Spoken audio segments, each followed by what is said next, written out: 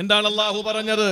വിശുദ്ധമായ ഖുർആൻ സൂറത്തു ആലി ഇംറാനിലെ 160-160 ആയത്തിലൂടെ അല്ലാഹു തആല പരിചയപ്പെടുത്തുകയാണ്, ഇൻസുറുകുമുല്ലാഹു ഫലാ ഗാലിബ ലക്കും വഇൻ യഖ്ദുലുകും ഫമൻ ദല്ലദീ യൻസുറുകും മിൻ ബഅദി വഅലല്ലാഹി ഫൽയതവക്കലിൽ മുഅ്മിനൂൻ. വിശുദ്ധമായ ഖുർആൻ സൂറത്തു ആലി ഇംറാൻ 3-ാമത്തെ അധ്യായമാണ്. ഫാത്തിഹ കഴിഞ്ഞാൽ ബഖറ കഴിഞ്ഞാൽ ആലി ഇംറാൻ എന്ന് പറയുന്ന ഇമ്രാന്റെ കുടുംബത്തെ സംബന്ധിച്ച് വിവരിക്കുന്ന അധ്യായമാണ്. ഈ അധ്യായത്തിലെ 160-ാമത്തെ സൂക്തത്തിലൂടെ പടച്ചതമ്പുരാൻ നമ്മോട് പറയുന്നതെന്താ? ഇൻസുറുകുമുല്ലാഹു ഫലാ ഗാലിബ ലക്കും വഇൻ യഖ്ദുലുകും ഫമൻ ദല്ലദീ യൻസുറുകും മിൻ ബഅദിഹി വഅലല്ലാഹി ഫൽയതവക്കലിൽ മുഅ്മിനൂൻ.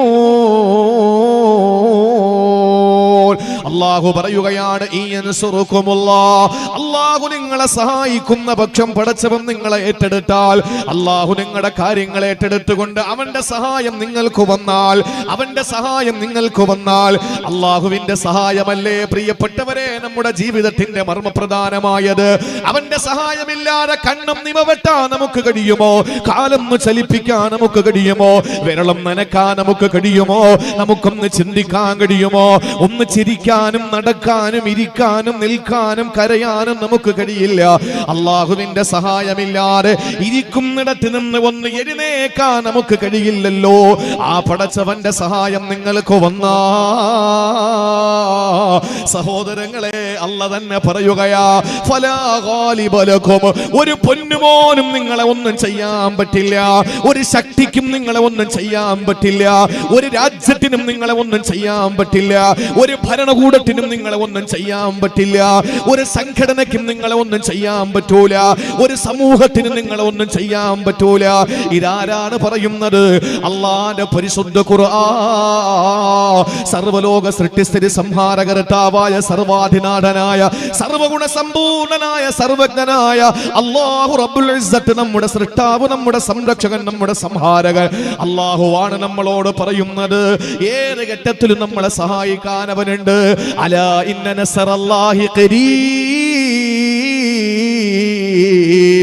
അല്ലാഹുവിന്റെ സഹായം നമ്മുടെ മുമ്പിലുണ്ട്. അല്ലാഹു നമ്മളെ കൈയൊഴിയൂല. ആര് നമ്മളെ കൈയൊഴിഞ്ഞാലും അല്ലാഹു റബ്ബുൽ ഇസ്സത്ത് നമ്മളെ കൈയൊഴിയില്ല. ആ സഹായം നിങ്ങൾക്ക് വന്നു കഴിഞ്ഞാൽ അല്ലാഹു പറയുന്നു, ഫലാ ഗാലിബ ലക്കും. ഒരാൾക്കും നിങ്ങളെ ഒന്നും ചെയ്യാൻ പറ്റില്ല. ലോകത്ത് ആരൊക്കെ എന്തൊക്കെ കൂട്ടം കൂടിയാൽ നിങ്ങളെ ഒന്നും ചെയ്യാൻ കഴിയില്ല. ആരൊക്കെ നിങ്ങളെ നശിപ്പിക്കാൻ ശ്രമിച്ചാലും നിങ്ങൾക്ക് നാശമില്ല. എന്നിട്ട് അല്ലാഹു ഒന്നുകൂടി പറഞ്ഞു, അല്ലാഹു നിങ്ങളെ നശിപ്പിക്കാൻ തീരുമാനിച്ചാൽ ഫമൻ ദല്ലദീ, ആരാണടാ ഉള്ളത്? ഏത് രാജ്യത്തിന്റെ അധിപനാടാ നിങ്ങൾക്കുള്ളത്? യൻസുറുകും മിൻ ബഅദിഹി, അല്ലാഹു അല്ലാതെ നിങ്ങളെ സഹായിക്കാൻ വേറെ ആരാ ഉള്ളത്?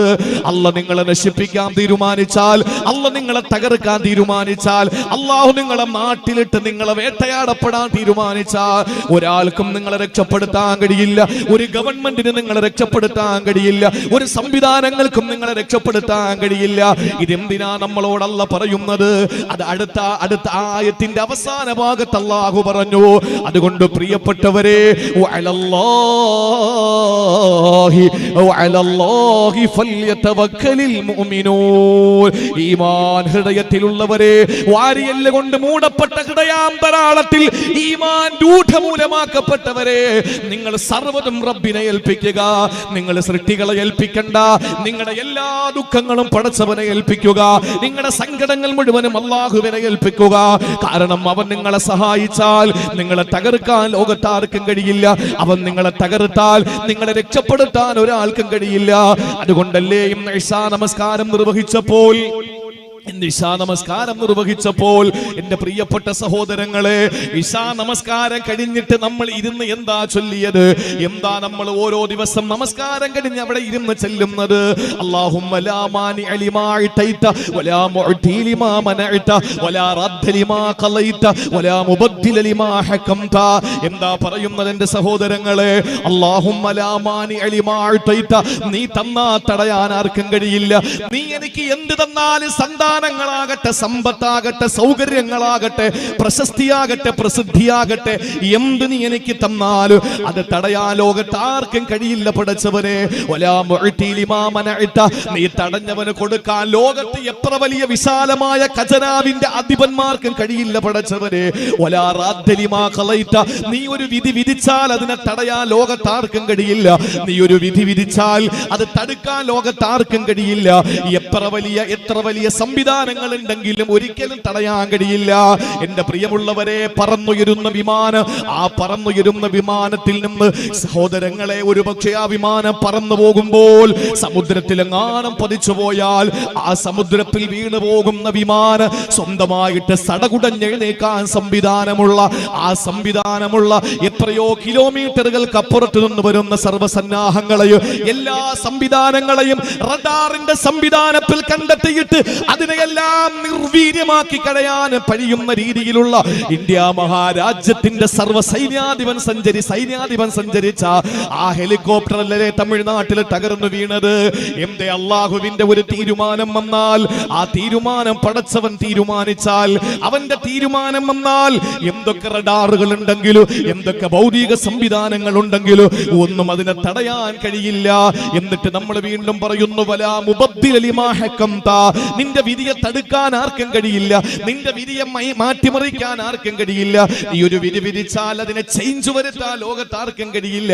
ഇത് ഞാനും നിങ്ങളും 5 നേരത്തെ നമസ്കാരത്തിന്റെ ശേഷം നമ്മൾ പറയുന്നതാണെങ്കിൽ എന്റെ പ്രിയമുള്ളവരെ, അള്ളാഹു നമ്മുടെ ഹൃദയം കൊണ്ട് ചെയ്യുന്ന ആരാധനകളിൽ ശ്രേഷ്ഠമായ ആ ഭരമേൽപ്പിക്കുക എന്ന തവക്കലിന്റെ മഹത്വം പഠിപ്പിച്ചു തരുന്നത് ഈ ഒരൊറ്റ ആയത്ത് മാത്രം മതി. അതുകൊണ്ട് വഅലല്ലാഹി ഫല്യതവക്കലിൽ മുഅ്മിനൂൻ, വിശ്വാസികൾ അള്ളാഹുവിനെ ഭരമേൽപ്പിച്ചു കൊള്ളട്ടെ എന്ന് അള്ളാഹുവിന്റെ പരിശുദ്ധ ഖുർആൻ. നമ്മൾ ഒന്നും ഏക്കണ്ട. ഇന്ന് നമ്മൾ എങ്ങനെയാണ്? നമ്മൾ ഒന്നും ഏക്കണ്ട എന്ന് പറയുമ്പോൾ എന്നാ പിന്നെ പടച്ചോ നാളെ വന്ന് കട ഉറക്കട്ടെ, ഞാൻ വീട്ടിൽ ഇരിക്കാം, അതല്ല, അത് പറയുന്നുണ്ട്. ഒരു 20 മിനിറ്റ് കഴിഞ്ഞിട്ട് ഞാൻ പറഞ്ഞുതരാം. നമ്മൾ താൻ പാതി ദൈവം പാതി എന്ന് പറഞ്ഞതിന്റെ അർത്ഥം എന്താണ്? നമ്മൾ ചെയ്യേണ്ടത് നമ്മൾ ചെയ്യണം. നിങ്ങൾ അവസാന ഭാഗം വരെ ഇരിക്കും. 2 മണിക്കൂർ, 1 സെക്കൻഡ്, 1 മിനിറ്റ് അധികം എടുക്കൂല. ഇൻഷാ അല്ലാഹ് സഫീർ ഖാൻ മന്നാനി 8:30 മണിക്ക് വേദി ഒഴിഞ്ഞു തന്നു. 10:15 ദുആരക്കും, 10:30 സലാത്ത് ചൊല്ലി പിരിയും. ഇൻഷാ അല്ലാഹ് അള്ളാഹു തൗഫീക്ക് നൽകട്ടെ. എന്റെ സഹോദരങ്ങളെ, നിങ്ങൾ വളരെ ശ്രദ്ധിച്ച് നിങ്ങൾ കേൾക്കും, വളരെ ശ്രദ്ധിച്ച് കേൾക്കും. നമ്മുടെ ജീവിതത്തിൽ നമ്മൾ അള്ളാഹുവിനെ ഭരമേൽപ്പിക്കുന്ന എന്തെങ്കിലും ഉണ്ടോ? മകളുടെ കല്യാണം വന്നു, നമ്മൾ ചെയ്യുന്ന എന്താണ്? ഈ മകളുടെ കല്യാണം വരുമ്പോ ആദ്യം നമ്മൾ സ്വർണം പണയം വെക്കാൻ നോക്കും. അത് പണയം വെച്ചാൽ അത് നമ്മൾ ഉദ്ദേശിക്കുന്ന പൈസ കിട്ടിയില്ലെങ്കിൽ നമ്മൾ അത് വിൽക്കാൻ നോക്കും. എന്നിട്ട് വിറ്റ്, അല്ലെങ്കിൽ നമ്മൾ നാട്ടിലുള്ള ഓരോ പ്രമുഖരായ വട്ടിപ്പലിശക്കാര്, ബ്ലേഡ് പലിശക്കാര്, പലിശ കൊണ്ട് വയറ് നിറയ്ക്കുന്ന, പള്ള വീർപ്പിക്കുന്ന നാട്ടിലെ നാണം കെട്ട പലിശക്കാരന്റെ വീട്ടിന്റെ മുമ്പിൽ ചെന്ന് നായ്ക്കളെ പോലെ നിരങ്ങി നടന്നിട്ട് നമ്മൾ ചോദിക്കും, ആ പലിശ പണം കിട്ടിയാൽ നമ്മളുടെ കാര്യം റാഹത്തായി. അത് കിട്ടിയില്ലെങ്കിലോ നമ്മൾ ഏതെങ്കിലും ബാങ്കിൽ ലോൺ എടുക്കും, അല്ലെങ്കിൽ മറ്റേ സംവിധാനങ്ങൾ ചെയ്യും. ഇതൊന്നും ചെയ്തിട്ട് നമ്മുടെ കാര്യങ്ങൾ നടക്കാതെ വരുമ്പോ നമ്മൾ എന്താ ചെയ്യുന്നത്? നമ്മൾ പരമാവധി എന്തൊക്കെ ചെയ്യാൻ പറ്റും അതൊക്കെ ചെയ്യും. ഞാൻ വിശദീകരിക്കുന്നില്ല. വിശദീകരണവും തഫ്സീറും ബയാനും കൂടിയാൽ വിഷയം നമുക്ക് പൂർത്തിയാക്കാൻ പറ്റില്ല. അങ്ങനെയൊക്കെ ചെയ്ത് അവസാനം നടക്കാതെ വന്നു, കല്യാണത്തിന്റെ ദിവസമെത്തി. ആ സമയത്ത് നമ്മൾ പറയുന്നത് എന്താ? വീട്ടില് കോലായിൽ, വീടിന്റെ സിറ്റ് ഔട്ടിൽ കസേര പിടിച്ചിട്ട് പൊട്ടിക്കരഞ്ഞുകൊണ്ട് വീട്ടിൽ മണിയറ ഒരുക്കേണ്ട റൂമിനകത്ത് മകള് കിടക്കുമ്പോ അടുക്കളയിൽ നിന്ന് പാത്രങ്ങൾ പുറക്കി എറിയുകയാണ് ഉമ്മ. കാരണം ഒരു ഭാഗത്ത് സങ്കടം, ഒരു ഭാഗത്ത് ദേഷ്യം. എന്ത് ചെയ്യാനാണ്? അങ്ങനെയൊക്കെ ഇരിക്കുമ്പോ വാപ്പ പറയുന്നൊരു വാക്കുണ്ട്, ഇനിയെല്ലാം പടച്ചവന്റെ കയ്യിൽ. ഏത്? ചേലയിലെ പലിശക്കാരൻ കഴിഞ്ഞ് മൂഴിയിലെ ബ്ലേഡ് പലിശ, ഞാൻ ഒരു ഉദാഹരണം പറയാണ് കേട്ടാ. പലിശക്കാരൻ കഴിഞ്ഞ് നാട്ടിലുള്ള എല്ലാ ബാങ്കും കഴിഞ്ഞ് എല്ലാ ലോൺ കിട്ടുന്ന പ്രദേശങ്ങളും കഴിഞ്ഞ് അവസാനം നമ്മൾ കൊടുക്കുന്ന ഒരു വില നമ്മുടെ പടച്ചോന്, നമ്മുടെ പാച്ചോൻ അങ്ങനത്തെ ഒരു കാര്യം വേണ്ട. പാച്ചോൻ ആദ്യം ഏൽപ്പിച്ചിട്ട് പോകാൻ പറ്റുമെങ്കിൽ പോയാൽ മതി, ഇല്ലാതെ അള്ളാഹ്ക്ക് നമ്മുടെ ഇതൊന്നും വേണ്ട. അള്ള നമ്മുടെ കാര്യം ഏറ്റെടുക്കും. എന്തു വേണം? ആദ്യം നമ്മൾ റബ്ബിനെ ഏൽപ്പിക്കണം, ആദ്യം നമ്മൾ പടച്ചവനെ ഏൽപ്പിക്കണം. അള്ളാഹുവേ, ഞാൻ എന്റെ മകളുടെ വിവാഹമാണ്, നീ സഹായിക്കണം, എന്റെ കയ്യിൽ ഒന്നുമില്ല, നീ തന്നാലേ എനിക്ക് നിറയൂ, നീ തടുത്താൽ ആരും തന്നാലും എനിക്ക് തികയില്ല, നീ വിധിച്ചാൽ ആ വിധിയെ മാറ്റാൻ ആർക്കും കഴിയില്ല. അതുകൊണ്ട് റബ്ബേ, എന്റെ മകളുടെ വിവാഹമാണ്. എല്ലാ സ്ത്രീകളെ പോലെയും എന്റെ മകൾക്കും ആഗ്രഹങ്ങളുണ്ട്, വികാരമുണ്ട്, വിചാരമുണ്ട്, എനിക്കും ആഗ്രഹങ്ങളുണ്ട്. അതുകൊണ്ട് ഞാൻ തേടുകയാ റബ്ബേ, എന്നെ കൈയൊഴിയല്ലേ അല്ലാ എന്ന് പറഞ്ഞിട്ട് ഇറങ്ങി നോക്ക്. നിന്റെ മകളെ കൂട്ടത്തിൽ 2 പെണ്ണുങ്ങളുടെ കെട്ടിക്കാനുള്ള പൈസ നിനക്ക് വരും. അതാണ് തവക്കുൽ എന്ന് പറയുന്നത്. റബ്ബിനെ ഏൽപ്പിക്കണം, നമ്മൾ ഏറ്റെടുക്കരുത്. മുഖത്തൊരു മുഖക്കുരു വന്നു, മെഡിക്കൽ സ്റ്റോർ ആദ്യമൊക്കെ അത് പല രീതിയിലും ക്രീമൊക്കെ ഇട്ട് പോകുമെന്ന് കരുതി പോയില്ല. ഹോസ്പിറ്റലിൽ ചെന്ന് കാണിച്ചപ്പോൾ പറഞ്ഞു, ഒരു പ്രത്യേക ക്രീം എഴുതി കൊടുത്തു, അതിട്ടിട്ടും പോകുന്നില്ല. എന്നിട്ട് അവസാനം സംശയം വന്നപ്പോ അത് വേറൊരു ഹോസ്പിറ്റലിൽ കൊണ്ടുവന്ന് കാണിച്ചു. അവര് പറഞ്ഞു, ഞങ്ങൾക്ക് സംശയമുണ്ട്. അങ്ങനെ അവസാനം ആ സംശയമുണ്ടെന്ന് പറഞ്ഞ ഡോക്ടർ റഫർ ചെയ്തു.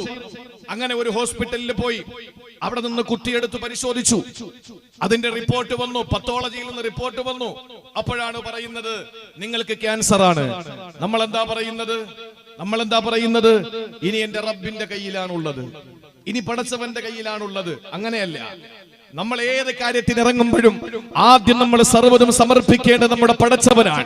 ആ പടച്ചവനെ ഏൽപ്പിച്ചാൽ എന്തും കാര്യങ്ങളും നിസ്സാരമാക്കി തരാൻ അള്ളാഹുവിന് കഴിവുണ്ട്. കാരണം അവനാണ് ഈ രാജ്യത്തിന്റെ, ഈ ലോകത്തിന്റെ സൃഷ്ടിച്ചത് അള്ളാഹുവാണ്. അവനാണ് ഈ ലോകത്തെ സംരക്ഷിക്കുന്നവൻ, അവനാണ് അവസാനം ഇതിനെ സംഹരിക്കുന്നവൻ. അതുകൊണ്ട് അവന്റെ സഹായമല്ലാതെ വേറെ ഒന്നും നമുക്ക് കിട്ടില്ല. അതുകൊണ്ട് അവനെ ആദ്യം കൊണ്ട് ഏൽപ്പിക്കണം. മഹാന്മാരായ ഉലമാക്കള്, മുത്തവക്കിലീങ്ങൾ അള്ളാഹുവിനെ ഭരമേൽപ്പിക്കുന്നതിന് ഒരു ഉദാഹരണം പറയുന്നുണ്ട്. എന്താണെന്നറിയോ? ഒരു മനുഷ്യനെ ശത്രുക്കളെല്ലാം കൂടി ഓടിച്ച് അവസാനം അയാൾ ചെന്ന് ഒരു വലിയ പർവ്വതത്തിന്റെ മുകളിലുള്ള ഒരു കോട്ട, ആ കോട്ടയ്ക്കകത്ത് കയറി. ആ കോട്ടയുടെ അകത്ത് കയറിയപ്പോൾ ഇനി ഒരിക്കലും ഈ ഓടിച്ച ശത്രുക്കൾക്ക് അയാളെ പിടിക്കാൻ കഴിയില്ല. അയാൾ കോട്ടവാതിലടച്ചു. അതിനകത്ത് നിൽക്കുന്ന ആളുകൾക്ക് പുറത്ത് നിൽക്കുന്നവരെ നന്നായിട്ട് കാണാം. ശത്രുക്കൾ അങ്ങനെ നിൽക്കുന്നത് ഈ കോട്ടയ്ക്കകത്ത് നിൽക്കുന്നവൻ കാണുകയാണ്. പക്ഷേ പുറത്ത് നിൽക്കുന്ന ശത്രുക്കൾക്ക് അവനെ കാണാൻ പറ്റുന്നില്ല. അങ്ങനെ അവൻ സുരക്ഷിതനായി കോട്ടയുടെ അകത്തളത്തിൽ നിൽക്കുന്നു.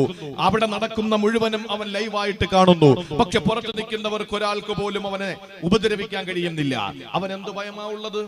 ഇതാണ് മുത്തവക്കിലിന്റെ ഭരമേൽപ്പിക്കുന്നവന്റെ ഉപമയെന്ന് മഹാന്മാര് നമ്മളെ പഠിപ്പിക്കുകയാണ്. എന്ന് പറഞ്ഞാൽ അതിന്റെ അർത്ഥം എന്താണെന്നറിയോ?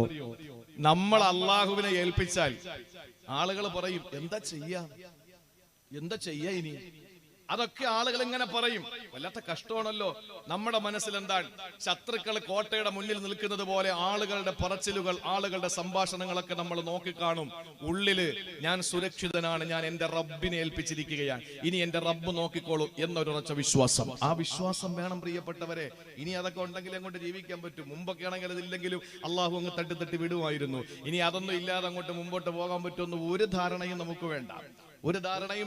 അള്ളാഹു നമ്മളെ നന്നാക്കി തരട്ടെ. അതുകൊണ്ട് സഹോദരങ്ങളെ, ജീവിതത്തിൽ നമ്മൾ ഓരോരുത്തരും തവക്കുലുള്ളവരായി മാറണം.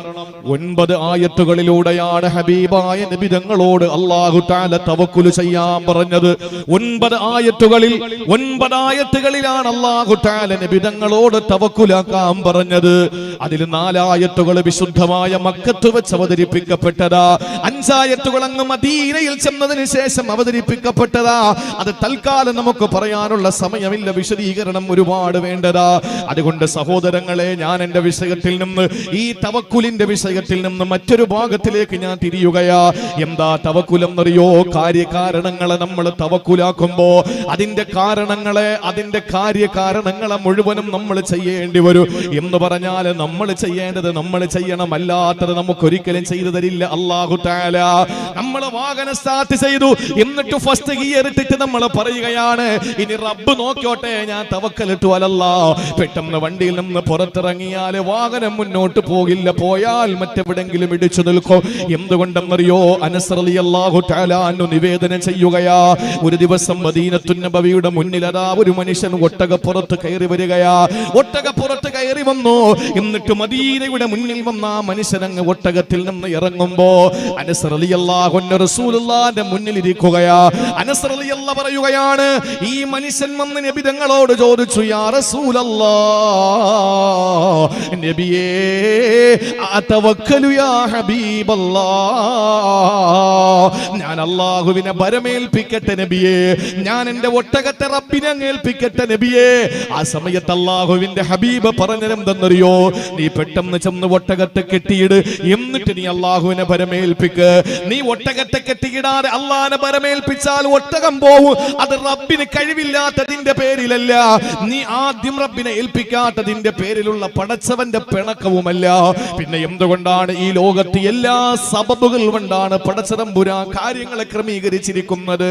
അതുകൊണ്ട് നിന്റെ ഡ്യൂട്ടി നീ നിർവഹിക്കണം. നീ ചെന്നിട്ട് ആ ഒട്ടകത്തെ ബന്ധിക്കുക, ബന്ധിച്ചിട്ട് നീ വരിക, എന്നിട്ട് അല്ലാഹുവിനെ ഭരമേൽപ്പിച്ചാൽ എത്ര വർഷം കഴിഞ്ഞാലും ഒട്ടകം അവിടെ തന്നെ ഉണ്ടാകും. അതുകൊണ്ടല്ലേ ഒരു മഹാൻ പറഞ്ഞത്, തവക്കൽ അലർ റഹ്മാനി ഫിൽ അംരി കുല്ലിഹി വലാ തർഗബൻ ഫിൽ അജ്സി യൗമൻ അനി ത്വലബി അലം തറ അന്നല്ലാഹ ഖാല ലിമർയമി വഹുസി ഇലൈകിൽ ജിദ്അ യസാഖതു റതബു വലൗ ശാഅ അൻ തജ്നി യഹു മിൻ ഗൈരി ഹിസ്സതി ജനതുഹു വലാകിൻ കുല്ലു ശൈഇൻ ലഹു സബബു. ആ മഹാൻ പറഞ്ഞ ഈ 3 വരി ബൈത്ത് മതി എന്റെ പ്രിയപ്പെട്ടവരെ. എന്താണ് പറയുന്നത്? തവക്കൽ അലർ റഹ്മാനി ഫിൽ അംരി കുല്ലിഹി, എല്ലാ വിഷയത്തിലും നീ അല്ലാഹുവിനെ ഭരമേൽപ്പിക്കുക. വലാ തർഗബൻ ഫിൽ അജ്സി യൗമൻ അനി തലബി, അല്ലാഹുവിനെ ഭരമേൽപ്പിച്ചു എന്ന് പറഞ്ഞിട്ട് നീ അശക്തനായി ഒന്നും തേടാതെ ഒന്നും ചെയ്യാതെ വീട്ടിനകത്ത് ചടഞ്ഞിരിക്കല്ലേ മോനെ. എല്ലാം നിന്റെ റബ്ബ് നോക്കിക്കോളുമെന്ന് പറഞ്ഞിട്ട് കട തുറന്നിടാതെ നീ വീട്ടിനകത്ത് കയറി കിടക്കല്ലേ. എല്ലാ റബ്ബ് നോക്കിക്കോളുമെന്ന് പറഞ്ഞിട്ട് നീ വാഹനം ഡ്രൈവ് ചെയ്യുമ്പോ സ്റ്റീറിംഗിൽ പിടിക്കാതിരിക്കല്ലേ മോനെ. നീ ഒരിക്കലും ആ വിഷയത്തിൽ അശക്തനാകരുത്. എന്നിട്ട് അല്ലാഹുവിന്റെ ഒരു ഇടപെടൽ പറയുകയാണ്, അലം തറ അന്നല്ലാഹ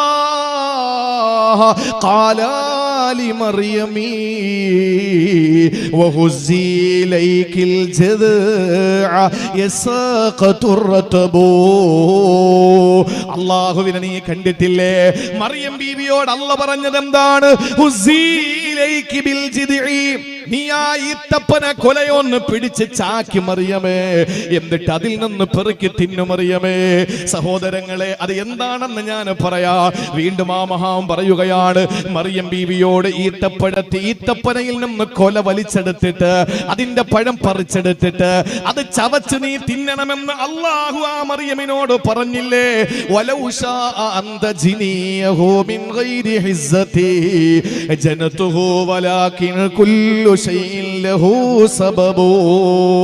അല്ലാഹു വിചാരിച്ചിരുന്നെങ്കിൽ, അല്ലാഹുക്ക് കഴിവുണ്ടല്ലോ, അല്ലാഹു തീരുമാനിച്ചിരുന്നെങ്കിൽ, അല്ലാഹു ചിന്തിച്ചിരുന്നെങ്കിൽ മറിയം ബീവിക്ക് ആ കൊലയെ തന്റെ മുന്നിലേക്ക് കൊണ്ടു കൊടുക്കാൻ പറ്റുമായിരുന്നു. പക്ഷെ അല്ലാഹു പറഞ്ഞത്, മറിയമേ നീ അത് പിടിച്ച് ചായ്ച്ചിട്ട് അതിൽ നിന്ന് പറിച്ചു തിന്നാൻ വേണ്ടിയിട്ടാ. ഇതെന്താ സംഭവം എന്നറിയോ? മറിയം ബീവി റളിയല്ലാഹു തആല അൻഹ ഗർഭിണിയായി നമുക്കറിയുമല്ലോ. മറിയം ബീവിയെ ഏറ്റവും കൂടുതൽ ചർച്ച ചെയ്യപ്പെട്ട രാത്രിയാ ഇന്നലത്തെ രാത്രി. അതിലേറെ ചർച്ച ചെയ്യപ്പെട്ട രാത്രിയാണ് സഹോദരങ്ങളെ 6 ദിവസങ്ങൾക്ക് മുമ്പുള്ള ക്രിസ്മസ് രാത്രിയിൽ. ഇന്നലെയും ചർച്ച ചെയ്യപ്പെട്ടു. 6 ദിവസങ്ങൾക്ക് മുമ്പ് ക്രിസ്മസ് രാത്രിയിലും ചർച്ച ചെയ്യപ്പെട്ടു. ഇവിടെ ഞാൻ പറയുന്നു, മറിയം ബീവി റളിയല്ലാഹു തആല അൻഹ എന്ന യേശുവെന്ന ഈസാ നബിയുടെ പ്രിയപ്പെട്ട ഉമ്മ മറിയം ബീവി പരിപൂർണ ഗർഭിണിയായി. എങ്ങനെയാണ്? ദിവ്യഗർഭമാണ്, അല്ലാഹുവിന്റെ ഇടപെടലാണ്. ജിബ്രീൽ അലൈഹിസ്സലാം കുപ്പായത്തിന്റെ ഉള്ളിലൂടെ ഊതിക്കൊടുത്ത് ഗർഭം വന്നതാ. ഇത് ഖുർആനിന്റെ സാക്ഷ്യമാണ്, ഇത് ഖുർആന് സമ്മതിച്ച കാര്യമാണ്. ആ മറിയം ബീവി റളിയല്ലാഹു തആല അൻഹ ഗർഭിണിയാകുമ്പോ അല്ലാഹുവിനോട് പറയുന്നു, പടച്ചവരെ, ഒരു ഭർത്താവില്ലാത്ത ഞാൻ എങ്ങനെ എങ്ങനെയാണ് ഗർഭിണിയായതെന്ന് ചോദിച്ചാൽ എന്റെ റബ്ബേ ജനങ്ങളോട് ഞാൻ എന്താ പറയുക? ഇന്ന് വലിയ അത്ഭുതമൊന്നുമല്ല, പക്ഷെ അന്ന് വലിയ അത്ഭുതമാണ്. മാത്രമല്ല ഹന്നാ ബീവിയുടെ ഇമ്രാന്റെ പൊന്നുമോള് മറിയം ചെറിയ പ്രായം മുതൽ അത്ഭുതങ്ങൾ സൃഷ്ടിച്ച പെണ്ണ. മറിയം ബീവി റളിയല്ലാഹു തആല അൻഹയുടെ കൊച്ചുമ്മയുടെ ഭർത്താവ് സക്കരിയ നബി അലൈഹിസ്സലാം പള്ളിയിലെ ഇമാമായിരിക്കുമ്പോ ആ മെഹ്റാബിനകത്ത് ആ കൊച്ചുകുട്ടിയായി മദ്രസയിൽ പഠനം നടത്തിക്കൊണ്ടിരിക്കുമ്പോ ആ പ്രസംഗ പീഠത്തിൽ മിമ്പറിന്റെ ഭാഗത്ത് മനോഹരമായ സുഭിക്ഷമായ ഫലവർഗ്ഗങ്ങൾ കണ്ടപ്പോ അന്നാലകി ഹാദാ, ഇതെവിടെന്ന് കിട്ടി മോളെ എന്ന് ചോദിച്ച കൊച്ചാപ്പയോട് സക്കരിയ നബിയോട് മറിയം ബീവി റളിയല്ലാഹു അൻഹ പറഞ്ഞത് ഹാദാ ഹുവ മിൻ ഇൻദില്ലാഹ്, ഇതെനിക്ക് എന്റെ റബ്ബ് തന്നതാ. സീസണും അൺസീസണുമുള്ള ഫ്രൂട്ട്സുകൾ നമ്മുടെ മുമ്പിലില്ലേ? ആ സമയത്ത് ആ കാലത്ത് ആ നാട്ടിൽ കിട്ടാത്ത ഫലവർഗ്ഗങ്ങൾ അല്ലാഹു അത്ഭുതകരമായി ആകാശത്തിന്റെ കീറുകൾ, ആകാശത്തിന്റെ മറകൾ കീറി അല്ലാഹു തആല ഇറക്കി കൊടുത്ത ചെറിയ പ്രായത്തിൽ തന്നെ അത്ഭുതങ്ങൾ സൃഷ്ടിച്ച പെണ്ണാണല്ലോ മറിയം ബീവി റളിയല്ലാഹു അൻഹാ. ആ മറിയം ബീവി പഴച്ചെന്ന് പറയാൻ പറ്റോ?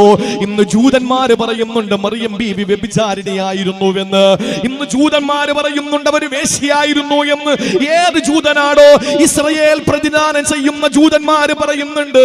അമേരിക്ക പ്രതിദാനം ചെയ്യുന്ന ക്രൈസ്തവ സഭകളുടെ നേതാവായ മറിയം ബീവി എന്ന ആ പ്രിയപ്പെട്ട മാതാവ് വേശ്യയായിരുന്നു എന്ന്. എന്നിട്ടോ ആ വേശ്യ എന്നവരുടെ പ്രിയപ്പെട്ട ദൈവത്തിന്റെ മാതാവിനെ തെറിവിളിക്കുന്നവരോട് കൂട്ടുകൂടുന്നത് ഇസ്ലാമിനെ തകർക്കാനാ.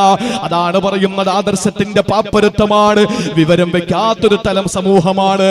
അങ്ങനെ ആ ജൂതന്മാര് ആക്ഷേപിക്കുമ്പോൾ, ജൂതന്മാര് വിമർശിക്കുമ്പോൾ ഇസ്ലാം പറഞ്ഞത് എന്താണ്? ഇല്ല, മറിയം ബീവി ഗർഭിണിയായത് അള്ളാഹുവിന്റെ ഇടപെടൽ മൂലമാണ്.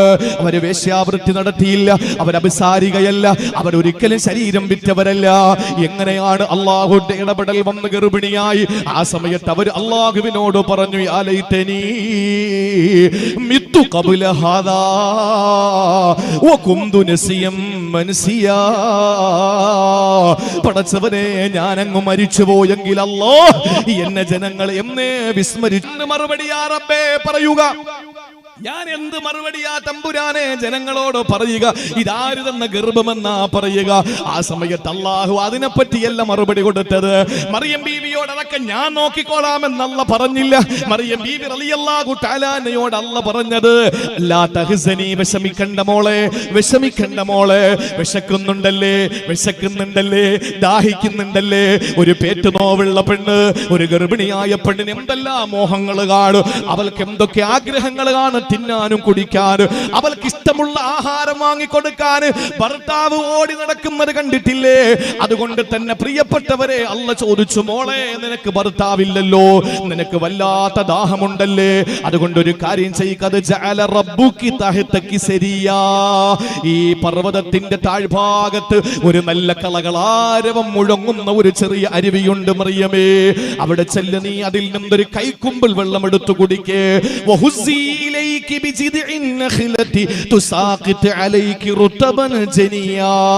എന്നിട്ട് വിശക്കുമ്പോൾ ആ കാണുന്ന ഈത്തപ്പന മരത്തെ പിടിച്ച് കുലുക്കിയിട്ട് ഈത്തപ്പഴം പെറുക്കി തിന്നിട്ട് നിന്റെ വിശപ്പടക്കണം മറിയമേ, നിന്റെ വിശപ്പടക്കണം മറിയമേ.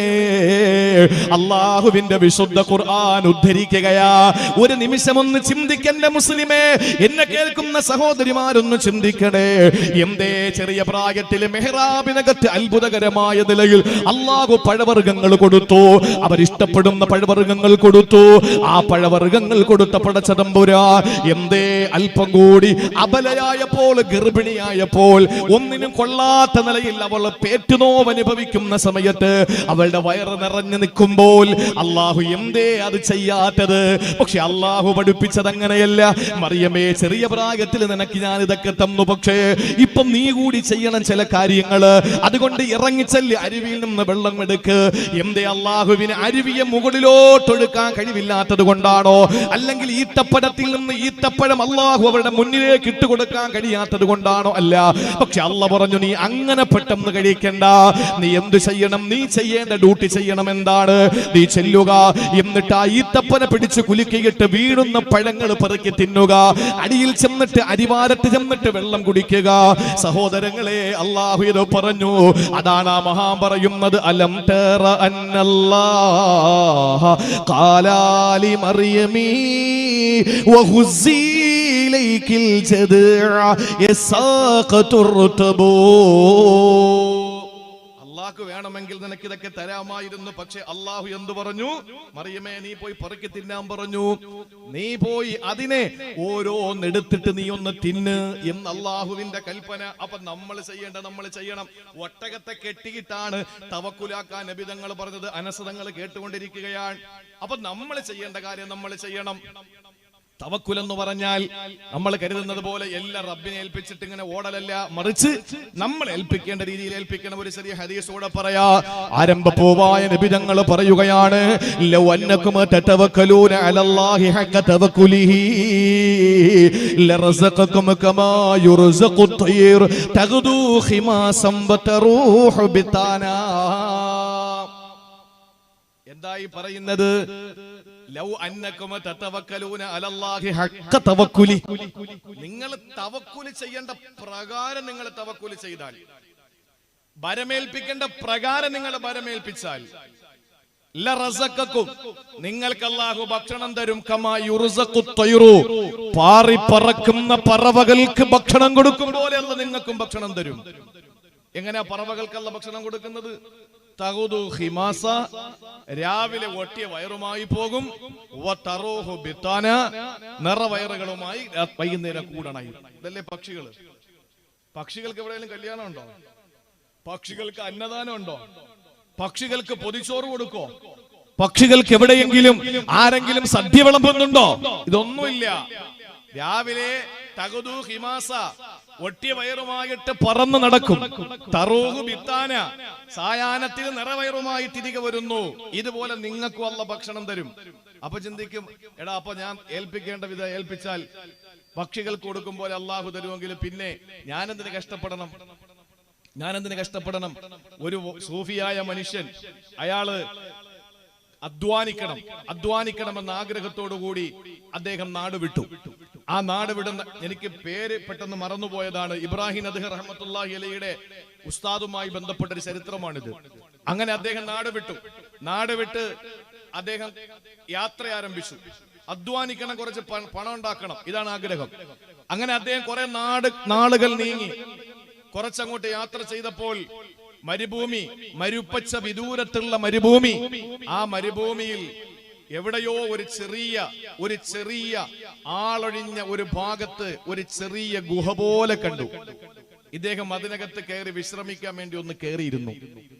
അങ്ങനെ ഈ മണൽപുറ്റും ഈ മരുഭൂമിയിൽ മനോഹരമായി അങ്ങനെ ഒരു ചെറിയ ആളൊഴിഞ്ഞ ഭാഗത്തെ ഒരു ചെറിയ ഗുഹയിലേക്ക് കയറി അദ്ദേഹം ഇരിക്കുമ്പോ ഇദ്ദേഹം അത്ഭുതപ്പെട്ടു പോയി. എന്താണെന്നറിയോ? ഒരു പക്ഷി, അത് നല്ല പ്രായമുള്ള പക്ഷി, തള്ള പക്ഷി. ആ പക്ഷി നടക്കാൻ പറ്റുന്നില്ല. ആ പക്ഷി കാഴ്ച നഷ്ടപ്പെട്ടിരിക്കുകയാണ്. അന്ധയായ പക്ഷിയാണ്. ആ പക്ഷി ഇങ്ങനെ ഇരിക്കുന്നു. ഇദ്ദേഹം ചിന്തിച്ചു, പടച്ചതമ്പുരാനെ, ഈ പക്ഷിക്ക് എങ്ങനെയാണ് ഭക്ഷണം കിട്ടുക? മരുഭൂമിയിൽ ആരും വേസ്റ്റ് വലിച്ചെറിയില്ല. മരുഭൂമിയിൽ ആരും കഴിച്ചിട്ടോ അല്ലെങ്കിൽ ആളുകൾക്ക് കൊടുക്കാനോ ഒന്നുമില്ല. എങ്ങനെയാണ് ഈ പക്ഷിക്ക് അല്ലാഹു ഭക്ഷണം കൊടുക്കുന്നത്? അദ്ദേഹം ഇങ്ങനെ ഇരുന്ന് ചിന്തിക്കുക. മാത്രമല്ല, വെളിയിലിറങ്ങി അന്നം തേടാൻ ആ പക്ഷിക്ക് കഴിയില്ല. കാരണം അന്ധയാണ്, ബലഹീനയാണ്, വൃദ്ധയാണ്.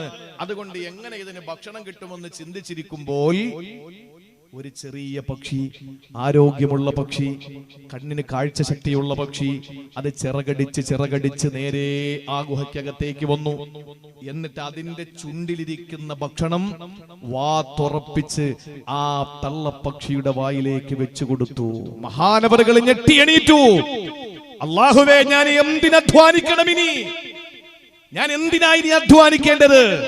മരുഭൂമിയിൽ, മരിപ്പച്ച വിദൂരമായ മരുഭൂമിയുടെ മടിത്തട്ടിൽ ആരാലും എത്തപ്പെടാത്ത, അനധിവിദൂര സാധ്യത പോലുമില്ലാത്ത, ഒരു മനുഷ്യൻ കടന്നു വരാത്ത, അന്ധയായ പ്രായം ചെന്ന ഈ പള്ളപ്പക്ഷിക്ക് അല്ലാഹുവേ നിനക്ക് ഭക്ഷണം കൊടുക്കാൻ കഴിയുമെങ്കിൽ ഞാൻ എന്തിനായി ഇനി അധ്വാനിക്കാൻ പോകുന്നത്? എന്റെ സമയം ബാക്കി കൂടി ഞാൻ ഇനി ആരാധനയ്ക്ക് വേണ്ടി മാറ്റിവെക്കാൻ പോവുകയാണ്. ആ സമയത്താണ് അദ്ദേഹം അവിടെ നിന്ന് ഇത് ചിന്തിച്ചുകൊണ്ട് യാത്ര തിരിച്ചു. നേരെ തിരിച്ച് യാത്ര പറഞ്ഞ മഹാന്റെ മുമ്പിലെത്തി. ആ മഹാന്റെ മുമ്പിലെത്തുമ്പോൾ ആ മഹാൻ ചോദിച്ചു, എന്തേ നീ തിരികെ വന്നത്? അപ്പൊ അദ്ദേഹം പറഞ്ഞു, ഞാൻ ഇന്ന കാഴ്ചകൾ കണ്ടു, അതുകൊണ്ട് തിരിച്ചു വന്നു. അള്ളാഹുവിന് ഇത്രയും കഴിവുണ്ടെങ്കിൽ പിന്നെ ഞാൻ അന്നം തേടി ഓടേണ്ട കാര്യമുണ്ടോ? ആ സമയത്താണ് ആ മനുഷ്യന്, സൂഫിയായ മനുഷ്യനോട് ആരിഫായ അടുത്ത മനുഷ്യൻ ചോദിച്ചത്. ആ മനുഷ്യൻ സാത്വികനാണ്. അദ്ദേഹം ചോദിച്ചു, എടാ മണ്ട, നീ എന്തായി കാണിച്ചത്? നീ തിരിച്ചു വന്നതെന്താ? തിരികെ വന്നതെന്താ? ആ തള്ളപ്പക്ഷിക്ക് അള്ള ഭക്ഷണം കൊടുക്കുന്നെങ്കിൽ നിനക്കും തരുമല്ലോ എന്ന് ചിന്തിച്ചിട്ട് നീ അവിടെ നിന്ന് വന്നു. എന്തേ നീ ഇത്ര ബലഹീനനായി പോയി? നീ എന്തുകൊണ്ടാ ആ പറന്നിറങ്ങിയ ചെറിയ പക്ഷിയെ പോലെ ആകാത്തത്? ആ ചെറിയ പക്ഷിയെ പോലെ നിനക്കാകാമായിരുന്നല്ലോ. നിനക്ക് ആ ചെറിയ പക്ഷിയിൽ നിന്ന് ഗുണപാഠം ഉൾക്കൊണ്ടുകൊണ്ട് നീ അധ്വാനിച്ചിട്ട് ഇതുപോലെ കഷ്ടപ്പെടുന്നവർക്ക് നിനക്ക് അന്നമെത്തിച്ചു കൊടുക്കാൻ കഴിയുമായിരുന്നല്ലോ. അതാണ് ചേലയിൽ തങ്ങൾ ചാരിറ്റബിൾ ട്രസ്റ്റ് ഇവിടെ സംവിധാനിച്ചിട്ടുള്ളത്. പാവങ്ങളെ സഹായിക്കണം. പാവങ്ങൾക്ക് അല്ലാഹു, എല്ലാരും അങ്ങനെ ചിന്തിച്ചാളുടെ അവസ്ഥ ഒന്ന് ആലോചിച്ച് നോക്ക്. ഇപ്പൊ പാവങ്ങൾക്ക് അരി കൊടുക്കാൻ ആളുണ്ട്, പൊരി കൊടുക്കാൻ ആളുണ്ട്, എല്ലാ ആളുകളുണ്ടല്ലോ. അപ്പൊ അള്ളാഹു എനിക്കും തരുമെന്ന് പറഞ്ഞ് വീട്ടിൽ കയറിയാൽ ഇത് കൊടുക്കുന്ന ആരാ? അപ്പൊ ഒരു വിഭാഗം കൊടുക്കുന്നവരെ പോലെ ആകണ്ടേ? അപ്പൊ അള്ളാഹു അവർക്ക് കൊടുക്കുന്ന പ്രതിഫലം എന്താണ്? അള്ളാഹു അവർക്ക് ഭക്ഷണവും കൊടുക്കും, അതിനുള്ള പ്രതിഫലവും കൊടുക്കും. മറ്റൊരു വിഭാഗത്തിന് അല്ല ഭക്ഷണം മാത്രമേ കൊടുക്കുന്നുള്ളൂ. അതുകൊണ്ട് തള്ളപ്പക്ഷിയെ പോലെ ആകാൻ ശ്രമിച്ച നീ എന്തുകൊണ്ട് ആ ചെറിയ പക്ഷിയെ പോലെ നീ ആകാൻ തീരുമാനിച്ചില്ല എന്ന് ചോദിച്ച മഹാനായ ആ സാത്വികനായ മനുഷ്യന്റെ കഥ ഞാൻ നിങ്ങളുടെ മുന്നിൽ പറഞ്ഞിട്ട് പറയുന്നു, സഹോദരങ്ങളെ, നമ്മൾ ചെയ്യേണ്ട കാര്യം നമ്മൾ ചെയ്യണം. ബാക്കി റബ്ബ് തരും. മൂസാ നബി അലൈഹിസ്സലാം നമ്മൾ പറയാണ്, നീയൊക്കെ നമ്മൾ ചെയ്യേണ്ട കാര്യം നമ്മൾ ചെയ്യണം. ബാബരി മസ്ജിദ് അതുപോലെ മറ്റുള്ള പ്രശ്നങ്ങളൊക്കെ വരുമ്പോ അതൊക്കെ അള്ള നോക്കും. പിന്നെ അള്ളാഹ്ക്ക് മേശരി പണിയല്ലേ ജോലി വന്നിട്ട് ചാന്തൂരി അടിക്കാൻ. നമ്മൾ ചെയ്യേണ്ടത് നമ്മൾ ചെയ്യണം. അതിന് നമുക്ക് തെളിവുണ്ട് വിശുദ്ധ ഖുർആനിൽ. കലീമുല്ലാഹി മൂസാ നബി അലൈഹിസ്സലാത്തു വസ്സലാം ഒരു ചെറിയ പ്രശ്നമുണ്ടായി നാട്ടിൽ, അറിയുമല്ലോ. ഫറോവ സാമ്രാജ്യത്തോട് വെല്ലുവിളിച്ചു. മൂസാ നബി അലൈഹിസ്സലാമിനോട് അല്ലാഹു പറഞ്ഞു, ഫഅസ്രി ബിഇബാദി ലൈലൻ ഇന്നകും മുത്തബഊൻ. അല്ലാഹു പറഞ്ഞ വാക്ക് നിങ്ങളൊന്ന് ചിന്തിച്ചേ. ഫഅസ്രി ബിഇബാദി ലൈലാ ഇന്നകും മുത്തബഊൻ. ഫഅസ്രി, അല്ലയോ മൂസ നബിയേ, നിങ്ങൾ രാത്രി യാത്ര പോകൂ. ബിഇബാദി, എന്റെ ദാസന്മാരെയുമായിട്ട് നിങ്ങൾ രാത്രിയിൽ യാത്ര ചെയ്യ്. കാരണം ഇന്നകും മുത്തബഊൻ, ആളുകൾ നിങ്ങളെ പിന്നാലെ വരും. അതുകൊണ്ട് രാത്രി ആരും കാണാതെ നിങ്ങൾ യാത്ര ചെയ്യണമെന്ന് മൂസാ നബിയോട് അല്ലാഹു പറഞ്ഞതെന്താ? പകല് പിന്നാലെ വരുന്ന ഫറോവയുടെ സാമ്രാജ്യത്തെ പിടിച്ചു നിർത്താൻ നമ്മുടെ റബ്ബിന്റെ ശക്തി പോരാഞ്ഞിട്ടാണോ? അല്ല, നമ്മൾ ചെയ്യേണ്ടത് നമ്മൾ ചെയ്യണം. അതുകൊണ്ട് മൂസ നബിയെ, സമൂഹമേ, എന്റെ സമൂഹത്തെയും കൊണ്ട്, എന്നെ വിശ്വസിച്ച എന്റെ പ്രിയപ്പെട്ട ബനൂ ഇസ്രായേലികളെയും കൊണ്ട് നിങ്ങൾ രാത്രി യാത്ര ചെയ്യണം. കാരണം ഇന്നക്കും മുത്തബഊൻ, നിങ്ങളെ പിൻപറ്റിയിട്ട് നിങ്ങളെ പിന്നാലെ ആളുകൾ വരുന്നുണ്ട്, ഫിർഔനും കൂട്ടരും വരുന്നുണ്ട് എന്ന് പറഞ്ഞത് എന്തുകൊണ്ടാ? നമ്മൾ ചെയ്യേണ്ട ഡ്യൂട്ടി നമ്മൾ നിർവഹിക്കണം എന്നുള്ളത് കൊണ്ടാ. മൂസാ നബി അലൈഹിസ്സലാത്തു വസ്സലാമിന് ശക്തമായ എതിർപ്പ് വന്നു. അവിടെ നിന്ന് നാട് വിട്ടു. അങ്ങനെയാണ് മൂസാ നബി അലൈഹിസ്സലാത്തു വസ്സലാം പല യാത്രകളും അങ്ങനെ നടത്തിയിട്ടുണ്ട്. മദിയനിലേക്ക് പോയി ശുഐബ് നബിയുടെ മോളെ വിവാഹം കഴിച്ചത് അതുപോലത്തെ യാത്രയാണ്. ബനൂ ഇസ്രായേലികളെ അടിമച്ചങ്ങലയിൽ നിന്ന് ബന്ധനസ്ഥനായിരുന്ന ബനൂ ഇസ്രായേലികളെ മോചിപ്പിച്ചുകൊണ്ട് വിമോചന പോരാളിയായി മഹാനായ മൂസാ നബി അലൈഹിസ്സലാത്തു വസ്സലാം വിപ്ലവം സൃഷ്ടിച്ചുകൊണ്ട് ഒരു സമൂഹത്തെ രക്ഷപ്പെടുത്തി. ചെങ്കടലിൽ ഒരു സമൂഹത്തിന്റെ ദാർഢ്യം അവസാനിപ്പിക്കപ്പെട്ട ഒരു യാത്രയും ഇതേപോലെ രാത്രിയിലാണ്. അപ്പൊ രാത്രിയിൽ നിങ്ങൾ യാത്ര ചെയ്യും. കാരണം ആരും നിങ്ങളെ പിന്നാലെ വരില്ല എന്നല്ല പറഞ്ഞു. പക്ഷേ അള്ളാഹു പിന്നാലെ വിട്ടു ജനങ്ങളെ, എന്നിട്ട് രക്ഷപ്പെടുത്തി കാണിച്ചു കൊടുത്തു. ചിന്തിച്ചു നോക്ക്. അള്ളാഹു രക്ഷപ്പെടുത്തി കൊടുത്തു. എങ്ങനെ? നിങ്ങൾ രാത്രി പൊയ്ക്കോളാൻ പറഞ്ഞു. രാത്രി പോയിട്ടും അള്ളാഹു ശത്രുക്കളെ പിന്നാലെ വിട്ടു. എന്നിട്ട് രക്ഷപ്പെടുത്തി കാണിച്ചു കൊടുത്തു. കാരണം നിങ്ങൾ ചെയ്യേണ്ട ഡ്യൂട്ടി നിങ്ങൾ ചെയ്യണം, ഞാൻ ചെയ്യേണ്ട ഡ്യൂട്ടി ഞാൻ ചെയ്തോളാം. അതാണ് ലൗ അന്നകും തതവക്കലൂന അലല്ലാഹി ഹഖ്ക തവക്കുലി ലറസഖകും കമാ യുർസഖു തൈറു തഗ്ദു ഖിമാസം വതറൂഹു ബിതാന. പ്രഭാതമാകുമ്പോൾ ഒട്ടി വയറുമായി പോകുന്ന പക്ഷിക്കുഞ്ഞുങ്ങൾ വൈകുന്നേരം സായാഹ്നത്തിൽ കൂടുകളിലേക്ക് അണയുന്നത് നിറവയറുമായിട്ടാണ്. നമുക്ക് ഇത് കണ്ടിട്ട് എന്നാ പിന്നെ പക്ഷികളെ പോലെ തവക്കുൽ ചെയ്യാമെന്ന് ചിന്തിച്ചാൽ ചെയ്തോളീൻ. പക്ഷേ ഒരു കാര്യം നിങ്ങൾ ചെയ്യണം. ഈ ഹദീസ് നിങ്ങളൊന്ന് ശ്രദ്ധിച്ചോ.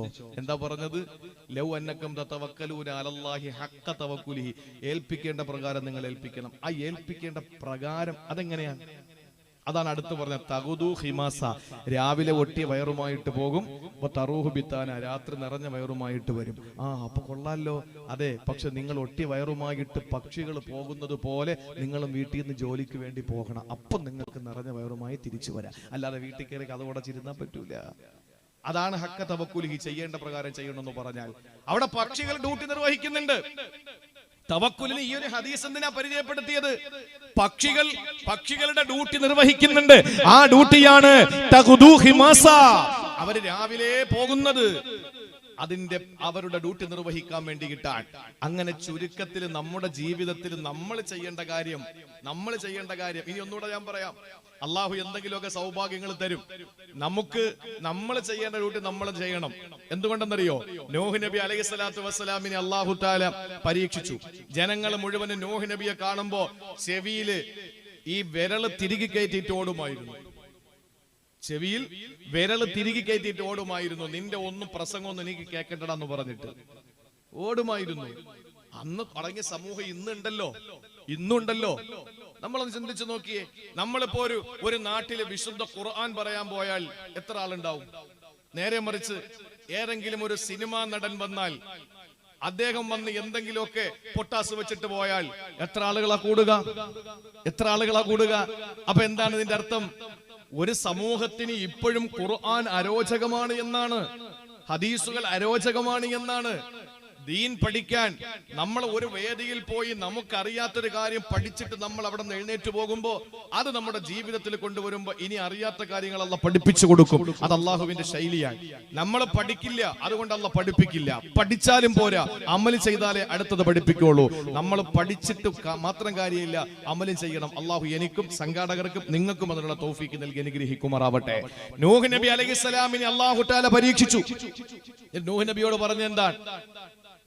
പർവ്വതത്തിന്റെ മുകളിൽ കൊണ്ടുവന്ന് ഒരു കപ്പൽ ഉണ്ടാക്കാൻ പറഞ്ഞു. അപ്പൊ ആളുകൾ പറഞ്ഞടാ യവനെന്ത് ഭ്രാന്താ. ആദ്യം ഭ്രാന്തെന്ന് പറഞ്ഞ് പുറത്തിറങ്ങിയത് ഭാര്യയായിരുന്നു. നൂഹ് നബിക്ക് ഭ്രാന്തെന്ന് പറഞ്ഞ് ആദ്യം പുറത്തു വന്നാരാണ്? സ്വന്തം കെട്ടിയോള്. അപ്പൊ കുടുംബത്തിൽ നിന്ന് തന്നെ തുടങ്ങി ശത്രുത. ഇത് ഇയാൾക്ക് വട്ടാണ്. ഇല്ലെങ്കിൽ ഈ പറയുന്ന ഈ കപ്പൽ ഉണ്ടാക്കേണ്ടത് വെള്ളത്തിലല്ലേ കപ്പൽ ഉണ്ടാക്കേണ്ടത്, അല്ലെങ്കിൽ താഴ്ന്ന ഭാഗത്തല്ലേ കപ്പൽ ഉണ്ടാക്കേണ്ടത്? എന്തിനാണ് ഈ കാണുന്ന പർവ്വതത്തിന്റെ മുകളിൽ കപ്പൽ ഉണ്ടാക്കുന്നത്? അല്ലാഹു കാണിച്ചു കൊടുത്തു. വെള്ളം അടുപ്പിൽ നിന്ന് പൊട്ടി ഒഴുകി. അവരുടെ പാകം ചെയ്യുന്ന അടുപ്പിൽ നിന്ന് അടുപ്പിൽ നിന്ന് വെള്ളം പൊട്ടി ഒഴുകി. അവസാനം വെള്ളം ഉയർന്നുയർന്ന് മുകളിൽ നിന്ന് മഴ പെയ്യുന്നു. താഴെ ഭൂമിയിൽ നിന്ന് വെള്ളം വരുന്നു. ഇങ്ങനെ മുകളിലും താഴെയും വെള്ളമായി അവസാനം പർവ്വതത്തിന്റെ ഏറ്റവും മുകളിൽ വരെ വെള്ളമെത്തി. അതിന്റെ അടിയിലുണ്ടായിരുന്നവരെല്ലാവരും നശിച്ചു. അവസാനം പർവ്വതത്തിന്റെ മുകളിൽ വെച്ച് കപ്പൽ നിർമ്മിച്ച നൂഹ് നബി അലൈഹിസ്സലാമിനെ അല്ലാഹു തആല രക്ഷപ്പെടുത്തി. ആലോചിച്ചു നോക്കി, ഇത് റബ്ബിന്റെ ഇടപെടലാണ്. അപ്പൊ അല്ലാഹു പറഞ്ഞ എന്താ? വസ്നഇൽ ഫുൽക ബിഅയുനിനാ വവഹീനാ വലാ തുഖാതിബ്നി ഫില്ലദീന ളലമൂ ഇന്നഹും മുഗ്റഖൂൻ.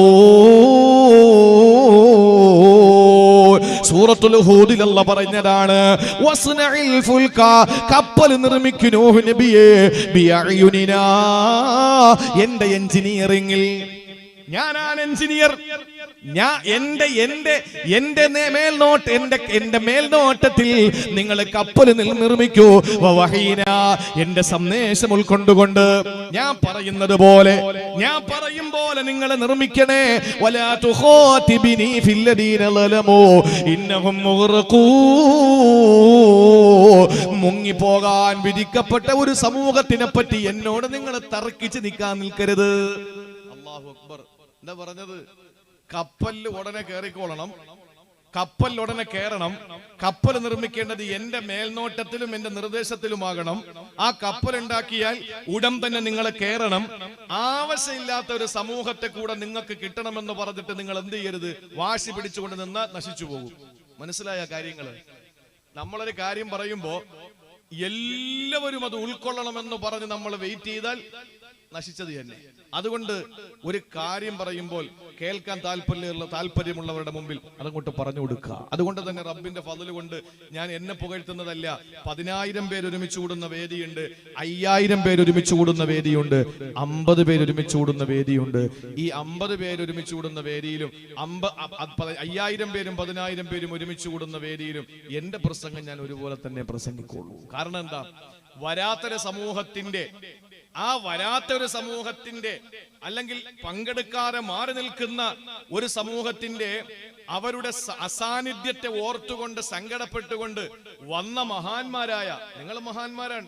കാരണം എന്താണ്, ഈ സമയത്ത് നിങ്ങൾക്ക് എന്തെല്ലാം ജോലിയുണ്ട്, വീട്ടിൽ പോയി എന്തെല്ലാം ചെയ്യാം.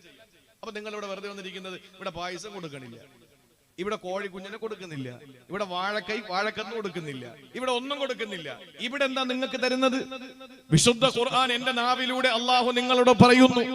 അത് നിങ്ങൾ കേൾക്കാൻ വേണ്ടി വന്ന നിങ്ങളല്ല തെരഞ്ഞെടുത്തത് കൊണ്ടാണ്. അള്ളാഹു അതിനുള്ള ഭാഗ്യം തരട്ടെ. ഇപ്പൊ ഇവിടെ ഇരുന്ന് മരിച്ചാൽ നമുക്ക് അള്ളാഹു തരുന്നത് സ്വർഗമാണ്. കാരണം എന്താണ്, ദീൻ പഠിക്കുന്നതിനു വേണ്ടി മജ്ലിസിലേക്ക് കടന്നുപോയി ആ വഴിയിൽ മരണപ്പെട്ടാൽ അവന് സ്വർഗമാണെന്ന് നബി മുഹമ്മദ് മുസ്തഫ. പക്ഷെ മറ്റേ വീശാതിരിക്കണം. ചില ആളുകൾ വാഴ് കേൾക്കാൻ വന്നിരിക്കുന്നത് വീശിയിട്ടാൻ ഐറ്റം ഉണ്ടല്ലോ, അതും വെച്ചോണ്ടിരുന്നിട്ട് പിന്നെ രക്ഷയില്ല. കാരണം ആ സമയത്ത് പിന്നെന്തുണ്ടാവൂല, ഈമാൻ ഉണ്ടാവൂല. ഞാൻ അടുത്ത സമയത്ത് ഞാൻ സ്ഥലം പറയില്ല. ഇന്നലെ മിനിങ്ങാന്നൊക്കെ പറഞ്ഞാൽ നിങ്ങൾക്കറിയാം, കൃത്യമായി നെറ്റിൽ നോക്കി ഇന്നലെ എവിടെ ആയിരുന്നു എന്നറിയാം, മിനിങ്ങാന്ന് എവിടെ ആയിരുന്നു എന്ന് പറയാം. അതുകൊണ്ട് ഈ തൊട്ടടുത്ത സമയത്ത് ഒരു സ്ഥലത്ത് പ്രസംഗിച്ചിറങ്ങുമ്പോ ആ സദസ്സിൽ 1-2 മദ്യപാനികൾ ഉണ്ടായിരുന്നു. അപ്പൊ ആ മദ്യപാനികൾ ഭയങ്കര ബഹുമാനമാണ്, ഭയങ്കര ആദരവാണ്. അപ്പൊ ഈ സാധനം കഴിക്കുമ്പോഴാണ് കൂടുതൽ ബഹുമാനം വരുന്നത്. പക്ഷെ ആ ബഹുമാനം എന്തെങ്കിലും ഉപകാരം ചെയ്യുമോ? ഒന്നുമില്ല. അപ്പൊ എന്നോട് പറഞ്ഞു, ഉസ്താദ് മദ്യത്തെ പറ്റിയിട്ട് നല്ലോണം സംസാരിക്കണം, മദ്യപാനത്തിനെതിരെ ശക്തമായ നിലയിൽ പ്രസംഗിക്കണം. അത് പറയുമ്പോഴും വായിന്ന് 1/2 ഗ്രാം വെച്ച് തെറിച്ചോണ്ടിരിക്കുകയാണ്. അപ്പൊ അതിൽ കാര്യമില്ല. നമ്മുടെ ജീവിതത്തില് അങ്ങനെ ഒന്നും ഇല്ലാതെ നല്ല നിഷ്കളങ്കമായി നമ്മളൊരു സദസ്സിൽ വാഴ് കേൾക്കാൻ പോയാൽ അതും മതി. അള്ളാഹ് നമ്മളെ രക്ഷപ്പെടുത്തും. അള്ളാഹു ആ നല്ലവരിൽ നമ്മൾ ഉൾപ്പെടുത്തി അനുഗ്രഹിക്കുമാറാവട്ടെ. അവന്റെ ഖുർആനല്ലേ സഹോദരങ്ങളെ പറയുന്നത്. അവന്റെ ഖുർആൻ കേൾക്കാനല്ലേ ഈ മഞ്ഞത്ത് വന്ന് നിങ്ങൾ ഇരിക്കുന്നത്. എന്തെല്ലാം നിങ്ങൾക്ക് ജോലിയുണ്ട്. നാളത്തെ കാര്യങ്ങൾ ക്രിയേറ്റ് ചെയ്യണം, ഇന്നത്തെ കാര്യങ്ങൾ നിങ്ങൾക്ക് അതിന്റെ കണക്കെടുക്കണം, അല്ലെങ്കിൽ അതിന്റെ നിരൂപണം നടത്തണം. ഇതൊക്കെ നിങ്ങൾക്ക് ഉണ്ടാകുമ്പോ അതൊക്കെ ഒഴിവാക്കിയിട്ട് ഈ നല്ല സമയത്ത്, മാത്രമല്ല ഈ സമയത്ത് നമ്മുടെ ജീവിതത്തിൽ അള്ളാഹു തന്ന ഏറ്റവും നല്ല സമയമാണ് ഈ സമയം. കാരണം നമ്മുടെ ജീവിതത്തിൽ നമ്മുടെ ഓട്ടത്തിനിടയിൽ, നമ്മുടെ രാവിലെ ഇറങ്ങി നമ്മൾ ഓടുന്നതാണ് വാപ്പ അല്ലെങ്കിൽ സഹോദരൻ ഒക്കെ. അപ്പൊ തിരിച്ച് വീട്ടിൽ വന്ന് നമ്മുടെ കുഞ്ഞു മക്കളെ ലാളിക്കാൻ വയസ്സ് കൂടിക്കൊണ്ടിരിക്കുകയല്ലേ അവരുടേത്. നമ്മൾ ഓരോ ദിവസം ഇങ്ങനെ കറങ്ങി നടക്കുമ്പോ കുട്ടികളുടെ ആ ശൈശവം കടന്ന് ബാല്യത്തിലെത്തി, കൗമാരത്തിലെത്തി, യൗവനത്തിലെത്തി, വാർദ്ധക്യത്തിലേക്ക് പോകുന്ന ഈ ഘട്ടങ്ങൾ കഴിഞ്ഞു വരികയല്ലേ. നമ്മുടെ മക്കളോട് സഹവസിക്കാൻ, കരുണ കാണിക്കാൻ, കൊഞ്ചിക്കാൻ, ലാളിക്കാൻ കിട്ടുന്ന ഒരു അവസരവും നമ്മൾ നഷ്ടപ്പെടുത്തരുത്. ഇന്ന് പറ്റിയില്ല, നാളെ നമ്മൾ വീണ്ടും കളിപ്പിക്കാൻ നിൽക്കുമ്പോ ഒരു ദിവസം അവന്റെ ജീവിതത്തിൽ മാറിയിരിക്കാൻ. ഇതാണ് സംഭവിക്കുന്നത്. അപ്പൊ ആ പ്രധാനപ്പെട്ട സമയമൊക്കെ നിങ്ങൾ ഇവിടെ വന്നിരിക്കുന്നത് ഖുർആനോട് നിങ്ങളുടെ താല്പര്യം കൊണ്ടാണ്. അള്ളാഹു അത് എന്നെന്ന് നിലനിർത്തി അനുഗ്രഹിക്കുമാറാവട്ടെ. അതുകൊണ്ടാണ് അള്ളാഹു നൂഹ് നബിയോട് പറഞ്ഞത്, വിവരം കെട്ട ഒരു ജനതയെ പറ്റി തർക്കിച്ചുകൊണ്ട് നിൽക്കല്ലേ. ആ വിവരം കെട്ട ജനതയിൽ ആരാ ഉള്ളത്? നബിയുല്ലാഹി നൂഹ് അലൈഹിസ്സലാം, ശൈഖുൽ അംബിയാ നൂഹ് നബി അലൈഹിസ്സലാമിന്റെ പ്രിയപ്പെട്ട പൊന്നുമോൻ അടക്കമുണ്ട്. നബിയേ, നിങ്ങൾ പെട്ടെന്ന് നിങ്ങൾ വാഹനം നിർമ്മിച്ച്, കപ്പൽ നിർമ്മിച്ച് രക്ഷപ്പെട്ടോ. അല്ലാഹുവേ എന്റെ പൊന്നുമോൻ അവിടെ നിൽക്കുകയാ. ലൈസ മിൻ അഹ്ലിക്, അത് നിങ്ങളുടെ മോനെന്നാരാ പറഞ്ഞത്? ഇല്ല പടച്ചോനെ, എന്റെ മോനാ. എന്തിനാ നൂഹ് നബിയെ നിങ്ങൾ ഇങ്ങനെ തർക്കിക്കുന്നത്? വലാ തുഖാതിബിനി ഫില്ലദീന ലലബു, തെമ്മാടികളുടെ വിഷയത്തിൽ എന്നോട് നിങ്ങൾ തർക്കിക്കുന്നു. ഇന്നഹും മുഗ്റഖൂ, ഇവനൊക്കെ ചാവാനുള്ളതാ. ഇവനൊക്കെ ചത്തുപോകാനുള്ളതല്ലേ, നിങ്ങൾ എന്തിനാ എന്റെ അടുത്ത് തർക്കിക്കുന്നത് എന്ന് പറഞ്ഞ് അള്ളാഹു പറഞ്ഞ് കേറിക്കോ, വിട്ടോ, സ്ഥലം വിട്ടോ എന്ന് പറഞ്ഞു. അവസാനം എന്തായാലും മോനല്ലേ, എന്തായാലും വാപ്പയും മോനും അല്ലേ, അത് കാണാൻ എങ്ങനെയാലും ഒരു പിതാവിന് കഴിയൂലല്ലോ. അതുകൊണ്ട് ഈ മകൻ മുങ്ങിച്ചാവുന്നത് കാണേണ്ട അവസ്ഥ വരുത്താതെ അള്ളാഹു രണ്ടുപേരുടെ ഇടയിലും ഒരു വലിയ തിരമാലയെ കൊണ്ടുവന്ന് അള്ളാഹു താല തിരശീലയിട്ടു. വാപ്പാക്ക് മോൻ മുങ്ങിച്ചാവുന്നത് കാണേണ്ടി വന്നില്ല. അതാണ് പടച്ചവൻ. അപ്പൊ നൂഹ് നബിയോട് പറഞ്ഞ എന്താ, നിങ്ങൾ കപ്പലുണ്ടാക്കി. എന്തേ അള്ളാഹുവിന് ഇത്രയും പ്രളയം ഉണ്ടാക്കാൻ കഴിവുള്ള പടച്ചവന് ഒരു ചെറിയ കപ്പലോട് ഉണ്ടാക്കി കൊടുത്തൂടെ? അള്ളാഹ് ഉണ്ടാക്കി കൊടുക്കൂല. അള്ളാഹ്ക്ക് ഈ കപ്പലുണ്ടാക്കുന്ന പണിയില്ല, അത് നമ്മുടെ പണിയാണ്. നമ്മളെ കപ്പലുണ്ടാക്കണം, എന്നിട്ട് കയറി ഇരിക്കണം, എന്നിട്ട് പറയണം ബിസ്മില്ലാഹി മജ്രിഹാ വ മുർസാഹാ. അപ്പോഴത് തനിയെ അങ്ങോട്ട് ഓടിക്കോളും. അൽഹംദുലില്ലാഹ്. അതാ ചെയ്യേണ്ടത്. എത്ര വലിയ സംവിധാനങ്ങളും അതിന്റെ പിന്നിൽ ഒരു ചെറിയ സഹായം വേണം. ഫ്ലൈറ്റ് പൊങ്ങുന്നത് എങ്ങനെ? ഇത്രയും വലിയ 10 കണക്കിന് ഭാരവുമായിട്ട് ഫ്ലൈറ്റ് പൊങ്ങുന്നു. നിങ്ങൾ ചിന്തിച്ചിട്ടുണ്ടോ? റൺവേയിലേക്ക് ഇതിനെ ഒന്ന് തള്ളി ഉന്തിക്കൊണ്ടു പോകുന്നത് ചെറിയൊരു വണ്ടിയാണ്. ഈ ഫ്ലൈറ്റിനെ ഉന്തി തള്ളി തള്ളി തള്ളി തള്ളി അതിന് പാകമായ റൺവേയിൽ കൊണ്ട് നിർത്തിയിട്ട് അതിങ്ങ് പോകുന്നു. പിന്നെ അത് തനിയെ ഓടിപ്പോകുന്നു. ഇത്രയും വലിയ പറന്നു പോകുന്ന ഫ്ലൈറ്റ് പോലും അതിനെ ഒന്ന് പൊക്കാൻ ചെറിയൊരു വാഹനം വേണം. ഇനി കപ്പൽ നോക്ക്, ചെറിയ വള്ളം, ചെറിയ കൊതുമ്പ് വള്ളം ഉണ്ടല്ലോ, അതിൽ ചെന്നിട്ടാണ് അതിനെ പ്രത്യേകമായി ഇതിനെ തള്ളി ഈ സമുദ്രത്തിന്റെ ചാനലിലേക്ക് അതിനെ കൊണ്ടുപോകുന്നത്. അതിന്റെ ചാനലിലേക്ക് കൊണ്ട് ഇറക്കിയാൽ പിന്നെ അത് ധൈര്യമായിട്ട് അങ്ങോട്ട് ഓടിക്കോളും. അത് ഓട്ടോമാറ്റിക് ആയിട്ട് ഓടും, മാനുവൽ ആയിട്ട് ഓടും. പക്ഷെ അത് ഇറങ്ങണമെങ്കിൽ ഒരു ചെറിയ കൊതുമ്പ് വള്ളം വേണം അങ്ങോട്ട് ഇറക്കാൻ. ഇങ്ങനെയാണ് ഡ്യൂട്ടി നിർവഹിക്കണം നമ്മൾ. അല്ലാതെ എല്ലാ റബ്ബിനെ ഏൽപ്പിച്ച അവൻ ഇതിന്റെ പണിയില്ല. അതൊക്കെ നമ്മൾ ചെയ്യണം. അത് ചെയ്യുമ്പോ അള്ളാഹുവിന്റെ സഹായം ഉണ്ടാകും. ഇത് നമ്മളെ പഠിപ്പിച്ചു. അതുകൊണ്ടല്ലേ വെള്ളിയാഴ്ചയ്ക്ക് മാത്രമുള്ള ആയത്തല്ല, വെള്ളിയാഴ്ച ജനങ്ങൾ ഒരുമിച്ച് കൂടുന്ന, എല്ലാവരും വരുന്ന ദിവസമായത് കൊണ്ടാണ് അള്ളാഹു അങ്ങനെ സൂറത്തുൽ ജുമുഅയിൽ അത് ഉൾപ്പെടുത്തിയത്. എന്താ അള്ളാഹ് പറഞ്ഞത്? ഇദാ നൂദിയ ലിസ്സലാത്തി മിൻ യൗമിൽ ജുമുഅ ഫസ്ഉ إلى ذكر الله وذروا البيع ذلكم خير لكم إن كنتم تعلمون. അല്ലാഹ് പറയുകയാണ്, ഓ വിശ്വാസികളെ, അയ്യുഹല്ലദീന ആമനൂ ഇദാ നൂദിയ ലിസ്സലാത്തി മിൻ യൗമിൽ ജുമുഅ, ജുമുഅ ദിവസത്തിന്റെ ബാങ്ക് മുഴങ്ങി കേട്ടാൽ എന്ന് നിങ്ങൾ എന്താ ചെയ്യേണ്ടത്? ഫസ്ഉ ഇലാ ദിക്രില്ലാഹ്, കടയടക്കൂ, പള്ളിയിലേക്ക് പോകൂ. വദറുൽ ബൈഅ, പെട്ടെന്ന് ഷട്ടർ ഇട്ടോ, കടയുടെ ഷട്ടർ ഇട്ടോ, കട നിങ്ങൾ സീൽ ചെയ്തോ, എന്നിട്ട് പെട്ടെന്ന് പള്ളിയിലേക്ക് പോ. നിങ്ങൾക്ക് അതാണ് ബോധമുണ്ടെങ്കിൽ നല്ലത്. എന്നിട്ട് അല്ലാഹു വീണ്ടും പറയുകയാണ്, ഫഇദാ ഖുളിയത്തിസ് സ്വലാഹ്, നമസ്കാരം കഴിഞ്ഞാൽ, ആ നമസ്കാരം പൂർത്തീകരിച്ചാൽ നിങ്ങൾ എന്താണ് ചെയ്യേണ്ടത്? ഫന്തശിറൂ ഫിൽ അർളി, നിങ്ങൾ പെട്ടെന്ന് കടയിലേക്ക് ചെന്നിട്ട് കട തുറന്നോ. ഫന്തശിറൂ ഫിൽ അർളി വബ്തഗൂ മിൻ ഫളിലില്ലാഹ്, അല്ലാഹു എത്തിച്ചു തന്ന കച്ചവടക്കാർക്ക് നിങ്ങളുടെ സാധനങ്ങൾ, ചരക്കുകൾ വിറ്റിട്ട് നിങ്ങൾ പൈസ ഉണ്ടാക്കിക്കോ. എത്ര അർത്ഥവത്തായി അല്ലാഹു നമ്മളോട് പറഞ്ഞു. ബാങ്ക് വിളി കേൾക്കുമ്പോൾ ആ ബാങ്ക് വിളിക്കുന്ന സമയത്ത് കടയടച്ചിട്ട് പള്ളിയിൽ പോകണം. എന്നിട്ട് ഉടനെ നിങ്ങൾ ആ കട അടച്ച നിങ്ങൾ വീണ്ടും നമസ്കാരം കഴിഞ്ഞിട്ട് കട തുറന്നിട്ട് നിങ്ങൾ വീണ്ടും അധ്വാനിക്കണമെന്ന് പഠിപ്പിച്ചതെന്താ? സഹോദരങ്ങളെ, അല്ലാഹു നമ്മൾ ചെയ്യേണ്ട ഡ്യൂട്ടിയാ അല്ലാഹു തന്നത്. അല്ലെങ്കിൽ പടച്ചവന് പറഞ്ഞൂടെ, നിങ്ങൾ ബാങ്ക് കേട്ടാൽ പള്ളിയിൽ നിങ്ങൾ ചെല്ല്, എന്നിട്ട് അവിടെ തന്നെ ഇഅ്തികാഫിരിക്ക്. അങ്ങനെ ഇഅ്തികാഫിരുന്നിട്ട് ഞാൻ നിങ്ങൾക്ക് തന്നോളാം തിന്നാൻ. ഇതല്ലല്ലോ അല്ലാഹ് പറഞ്ഞത്. നിസ്കാരം കഴിഞ്ഞാൽ ഫിത്ന പറയാതെ, ഫസാദ് പറയാതെ, ഫന്തശിറൂ ഫിൽ അർള്, പെട്ടെന്ന് നിങ്ങൾ പുറത്തേക്ക് ഇറങ്ങിക്കോ. എന്നിട്ട് വബ്തഗൂ മിൻ ഫളിലില്ലാഹ്, പെട്ടെന്ന് ചെന്ന് അലസനാകാതെ കടയിൽ ചെന്നിരിക്ക്. അല്ലാഹ് എത്ര കൃത്യമായി നമ്മളോട് പറഞ്ഞു, എത്ര കൃത്യമായി പറഞ്ഞു. ഉമർ റളിയല്ലാഹു തആല അൻഹുവിന്റെ ഭരണം നടക്കുമ്പോ നമസ്കാരം കഴിഞ്ഞ് വലിയ ചില ആളുകൾ നിസ്കാരം കഴിഞ്ഞാൽ പിന്നെ തസ്ബീഹുമായിട്ട് പള്ളിയിൽ ഇങ്ങനെ ഉലാത്തും. സുബഹി കഴിഞ്ഞാൽ പിന്നെ പെട്ടെന്ന് പോകും. കാരണം എന്താണ്? ജോലിക്ക് പോകണം, അതുപോലെ നാസ്ത കഴിക്കണം, അതിനോട് പെട്ടെന്ന് പോകും. ലൊഹർ കഴിഞ്ഞാലും പിന്നെ നിൽക്കൂല. കാരണം എന്താ? ചോറ് കഴിക്കണം, ചിലപ്പോൾ ജോലിയുടെ ഇടയിൽ നിന്ന് ഓടി വന്നതായിരിക്കും. അസർ കഴിഞ്ഞാലും നിൽക്കൂല, പെട്ടെന്ന് പോകും. കാരണം ചായ കുടിക്കണം, ഇല്ലെങ്കിൽ വേറെ എന്തെങ്കിലും ജോലി തീരാനുള്ള അവസ്ഥയിൽ നിന്ന് വന്നതാണ്. മഗ്രിബ് കഴിഞ്ഞാൽ ഈ 1 മണിക്കൂറും 20 മിനിറ്റും പള്ളിയിൽ തന്നെ ഉണ്ടാവും. മഗ്രിബ് കഴിഞ്ഞ് പ്രത്യേകമായിട്ടൊന്നും ചെയ്യാനില്ല, എന്തായാലും വന്നതല്ലേ, ഇശായും കൂടെ കഴിഞ്ഞ് പോകാം എന്ന് പറഞ്ഞിട്ട് മഗ്രിബ് ഇശായിനിടയിൽ നമുക്ക് 1 മണിക്കൂറും 20 മിനിറ്റും കിട്ടും. മഗ്രിബ് എത്ര വലിയ സമയത്താണ് ബാങ്ക് വിളിച്ചാലും ഇശ ബാങ്ക് 1 മണിക്കൂറും 20 മിനിറ്റും കഴിഞ്ഞിട്ടാണ്.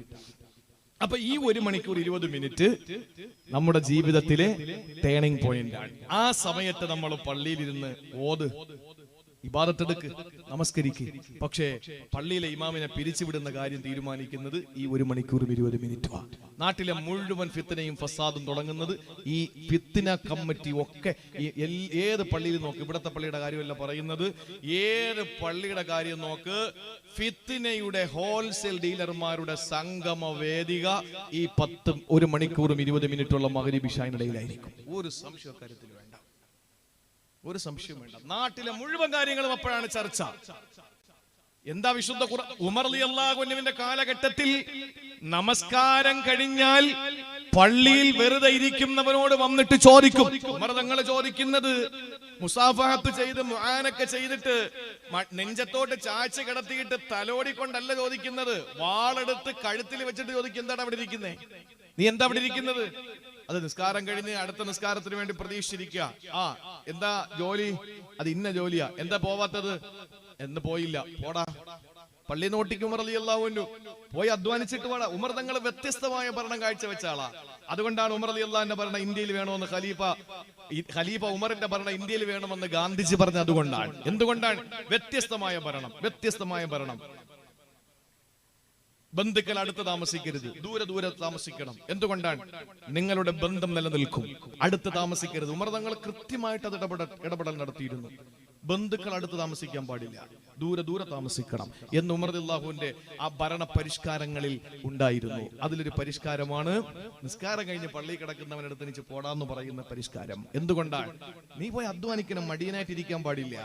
നമ്മൾ ചെയ്യേണ്ട ഡ്യൂട്ടി, കട തുറക്കേണ്ടത് നമ്മുടെ ഡ്യൂട്ടിയാണ്.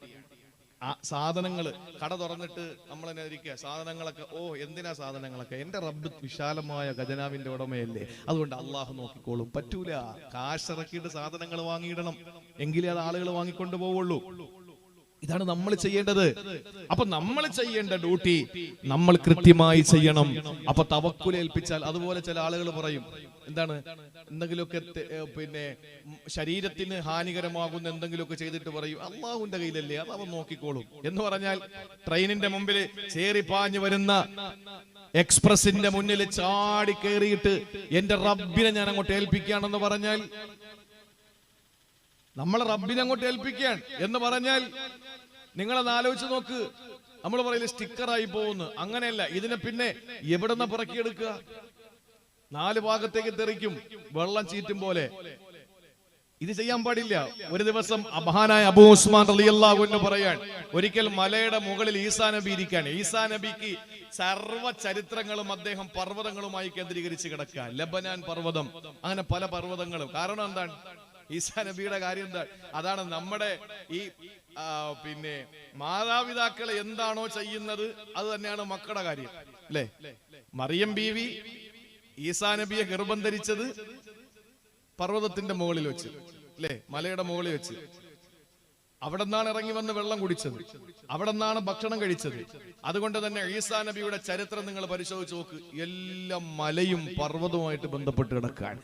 പർവ്വതത്തിന്റെ മുകളിൽ ഈസാ നബി ഇങ്ങനെ ധ്യാന നിമഗ്നനായി ആരാധനകൾ അർപ്പിച്ചുകൊണ്ടിരിക്കുമ്പോ അവിടെ കയറിപ്പറ്റി ആര്? ശൈത്താൻ. ഈസാ നബിയുടെ മുമ്പിലെത്തിയിട്ട് ശൈത്താൻ ചോദിച്ചു, അല്ല ഈസാ നബിയെ, ഒരു സംശയം ചോദിച്ചോട്ടോ, എല്ലാ കാര്യങ്ങളും അള്ളാഹുവിന്റെ വിധിയല്ലേ?